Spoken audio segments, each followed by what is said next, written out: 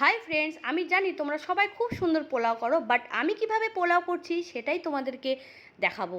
তো বাসন্তী পোলাও করব, তাও আবার গোবিন্দভোগ চাল না হলে হয়? তো বাজার থেকে আমি আগে থেকেই চাল এনে রেখেছিলাম, সেটাকে আমি সুন্দর করে ধুয়ে জল ঝরতে দিয়েছিলাম। তারপরে একে একে হলুদ, লবণ, স্বাদ মতন চিনি, ঘি দিয়ে মিক্সড করে রেখেছিলাম।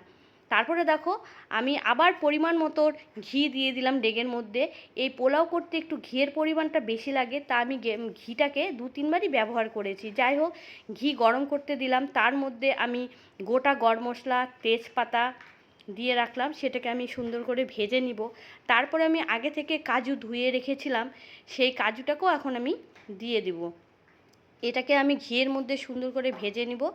আমার ভাজা হয়ে গেলে 4-5টা লঙ্কা আমি দিয়ে, কেউ দিতেও পারো আবার নাও দিতে পারো, বাট আমি একটু ঝালটা পছন্দ করি বলে একটু 4-5টা লঙ্কা দিয়ে রেখেছিলাম। কেউ না দিলেও হবে, কোনো ব্যাপার নেই। যাই হোক, তারপরে দেখো আমি আগে থেকে যে মেখে রেখেছিলাম চাল, সেই চালটাকে আমি আস্তে আস্তে ডেগের মধ্যে দিয়ে দিলাম, সম্পূর্ণ চালই দিয়ে দিলাম। আমার দুই মেয়েই পোলাও খেতে খুব বেশ ভালোবাসে, পোলাও ফ্রাইড রাইস দুটোই ভালোবাসে। আমি দুটোকেই দুরকমভাবে করি, ওদের মন মতন করি। যাই হোক, এই দেখো আমি সুন্দর করে একটু ভেজে ভেজে নিচ্ছি, একটু হালকা হালকা করে ভেজে নিতে হবে। পোলাওয়ের তাকটাই হচ্ছে আসল।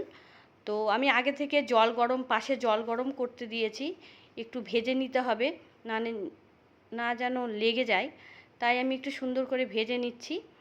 তারপরে আমি আগে থেকে একটু আদা আর জিরে বেটে রেখেছিলাম, সেটাকে আমি দিয়ে দিলাম যাতে একটু সেন্টটা সুন্দর হয়। তাই আদা আর জিরে বাটাটা আমি দিয়ে দিলাম। তারপরে আমি সুন্দর করে আরেকটু নেড়ে নিচ্ছি। দেখো মোটামুটি আমার ভাজা কমপ্লিট। তো আগে থেকে আমি জল গরম করে রেখেছিলাম। আর একটা কথা, যে যে বাটি দিয়ে তোমরা চাল দিবে, 2 বাটি যদি চাল দাও, তো 4 বাটি, ওই বাটিরই 4 বাটি জল দিবে। জলের পরিমাণ যেন সুন্দর হয়, না হলে কিন্তু জিনিসটা ভালো হবে না। তো 2 বাটি চাল দিলে 4 বাটি জল দিবে, জিনিসটা খুবই ভালো হয় আর ঝরঝরা টাইপের হয়। তো যাই হোক, দেখো আমি উষ্ণ উষ্ণ গরম জল দিয়ে দিয়েছি। এই মোটামুটি আমার পোলাও কমপ্লিট হয়ে গেছে, বেশ সুন্দর হয়েছে। তো আমার মেয়েরা তো খুবই প্রশংসা করেছে যে মাম্মা নেক্সট আবার করবে, খুবই ভালো হয়েছে। দেখো পোলাওটা মোটামুটি আমার হয়ে গেছে। তো এই দেখো হয়ে গেল। তো তোমরা প্লিজ সবাই আমার এই কমেন্ট করো, শেয়ার করো, সাবস্ক্রাইব করো। তারপরে আমি নামানোর আগে, ঠিক নামানোর কিছুক্ষণ আগে গরম মশলা বেটে রেখেছিলাম, সেই গরম মশলাটাও দিয়ে দিলাম। এই দেখো পুরোপুরি আমার পোলাওটা কমপ্লিট। দেখতেই পাচ্ছ খুবই সুন্দর হয়েছে, খেতেও খুবই সুন্দর হয়েছে।